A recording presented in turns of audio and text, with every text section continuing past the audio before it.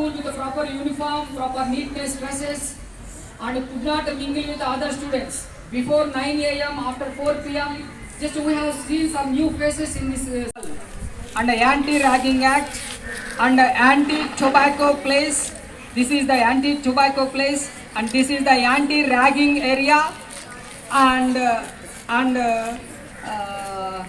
past one student taken by. We can give some sessions.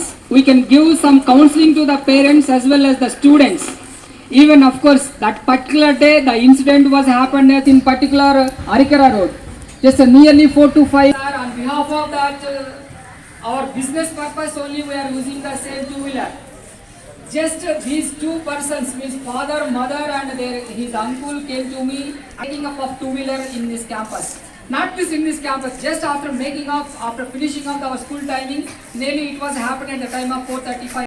Young age people చూస్తానికి students చూస్తానికి చాలా సంతోషంగా ఉంది. సార్ చెప్పినట్ల ఎవరైతే ఇండిసిప్లిన్గా ఉంటారో ట్రాఫిక్ రూల్స్ పాటించకుండా ఉంటారో జస్ట్ ఒక రోజు మాత్రమే చాలా కాన్సన్ట్రేట్ అంటే మేము ఫాలో చేసాం సార్. అలా ట్రాఫిక్ రూల్స్ అని మేము వాళ్ళకి చెప్పాము. తల్లిదండ్రులు పిలిపించి కౌన్సిలింగ్ ఇచ్చాం సార్. తర్వాత మనం మెయిన్లీ మీ నుంచి గమనించేది ఏమంటే నేను ముఖ్యంగా మండల సబ్ ఇన్స్పెక్టర్గా కొంచెం ఇండిసిప్లిన్గా ఉంది.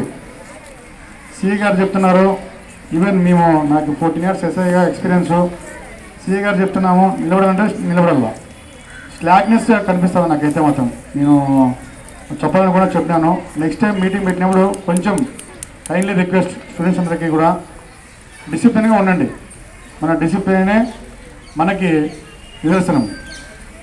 ఆ విధంగా ఉంటే పోవాలా. నాలుగవది సెల్ ఫోన్ మాట్లాడకూడదు. ఓకేనా? మొన్న మనకు హట్టిబెల్గల్ దగ్గర హట్టిబెల్గల్ కదండి గొల్లేపేట దగ్గర ఒకటి కారు పల్టీలు కొడుతుంది. ఒకేసారి 6-7 మంది బయట అద్దాల్లో నుంచి బయటకు పడిపోతారు.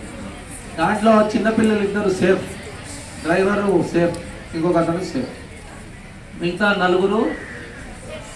3 స్పాట్, ఒకరు అండర్ కంట్రీ. పాఠశాల ప్రధానోపాధ్యాయులు మా ఆలూరు ఎస్ఐ గారు మరియు ఇతర సిబ్బంది, టీచర్లు, స్టూడెంట్స్, పత్రికా మిత్రులకు అందరికీ కూడా నా నమస్కారాలు. ఇప్పటికే చాలామంది చాలా రకాలుగా చెప్పారు. ఎండ ఉన్నట్టుంది, మీకు ఉందా ఎండ? ఇబ్బంది పడుతున్నారా? ఒక్కసారి స్ట్రైట్గా స్టాండర్డీస్ కూర్చోండి. మరి ఇంత చూడు, ఇప్పుడు పోయి ఎట్లా ఉంది చూడు. మీరు బెండ్ అయిపోతే అసలు ఏమీ పనికిరాని వాళ్ళు మాదిరి ఉన్నారు. అట్లా కాదు, నేను ముందే చెప్పా. పొరపాటున ఇజ్రాయెల్ మాదిరిగా మనకు యుద్ధాలు వస్తే మీ చేతులకు గన్నులు ఇస్తే మీరు ఏం చేయాలా? కాల్చాలంటే మీకు ట్రైనింగ్ ఉండాలి కదా. ఇవ్వరు. 18 ఏళ్ళు దాటిన వాళ్ళకు గన్నులు ఇస్తారు ఇవ్వాలనుకుంటే. 21 years గన్నులు ఇస్తారనుకొని కాలుస్తామనుకుంటారు. దీపావళి టపాసులు కాల్చుకోవచ్చు. ఇప్పుడు సబ్జెక్ట్కి వస్తే అందరూ చెప్పారు, బాగానే ఉంది. అందరూ అన్ని పాయింట్లు కవర్ చేశారు, మీరు విన్నారు. విన్నది అర్థమైందా? మళ్ళా నేను చెప్పాలా? అవసరం లేదా? అవసరం లేదు. చెప్పండి అనే వాళ్ళు ఎంతమంది చేతులు ఎత్తు?